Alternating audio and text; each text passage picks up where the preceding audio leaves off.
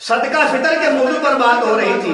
آج کا ہمارا پہلا مسئلہ یہ ہے کہ جو آدمی اپنا صدقہ فطر ادا کرتا ہے عید الفطر کے دن، کہ وہ جو اپنا صدقہ فطر ادا کرتا ہے پونے 2 سیر گندم کے پیسے یا پونے 2 سیر گندم دیتا ہے یا اس کے پیسے ادا کرتا ہے، کیا وہ ایک آدمی کو ایک آدمی دے سکتا ہے یا ایک آدمی 2-3 آدمی کو بھی دے سکتا ہے؟ تو میرے عزیز بھائی، ایک آدمی کو بھی دے سکتا ہے اور ایک آدمی 2-3-4 آدمی کو بھی دے سکتا ہے۔ آگے مسئلہ یہ ہے کہ کئی آدمیوں کا فطرانہ کیا ایک مسکین کو دیا جا سکتا ہے؟ تو میرے عزیز بھائی، کئی آدمیوں کا فطرانہ بھی ایک مسکین کو دینا جائز ہے۔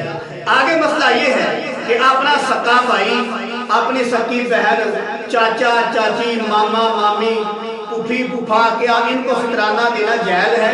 میرے عزیز بھائی، ان کو فطرانہ دینا بھی جائز ہے۔ آگے مسئلہ یہ ہے کیا میاں بیوی کا ایک دوسرے کو فطرانہ دینا جائز ہے؟ میرے عزیز بھائی، میاں بیوی کا ایک دوسرے کو فطرانہ دینا جائز نہیں۔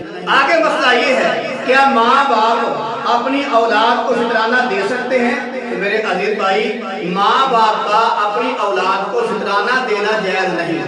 آگے مسئلہ یہ ہے کیا کوئی آدمی اپنی دادی دادا کو فطرانہ دے سکتا ہے؟ تو میرے عزیز بھائیوں، دادی دادا کو فطرانہ دینا جائز نہیں۔ آگے مسئلہ یہ ہے یہ جو صدقہ فطر ہوتا ہے، ان کے پیسوں کا کسی آدمی کو، یعنی فقیر مسکین کو مالک بنانا ضروری ہے؟ میرے عزیز بھائیوں، یہ جو فطرانہ ہوتا ہے، ان کے پیسوں کا کسی فقیر کو مسکین کو مالک بنانا ضروری ہے۔ آگے مسئلہ یہ ہے کہ جو فطرانے کے پیسے ہوتے ہیں، کیا مسجد میں یا عیدگاہ میں یا جنازے گاہ میں لگائے جا سکتے ہیں؟ میرے عزیز بھائیوں، یہ جو فطرانے کے پیسے ہوتے ہیں، یہ مسجد میں، عیدگاہ میں، جنازے گاہ میں لگانا جائز نہیں، بلکہ ان پیسوں کا کسی فقیر کو، مسکین کو، کسی یتیم بچوں کو جو حقدار ہیں، ان کو ان پیسوں کا مالک بنانا ضروری ہے۔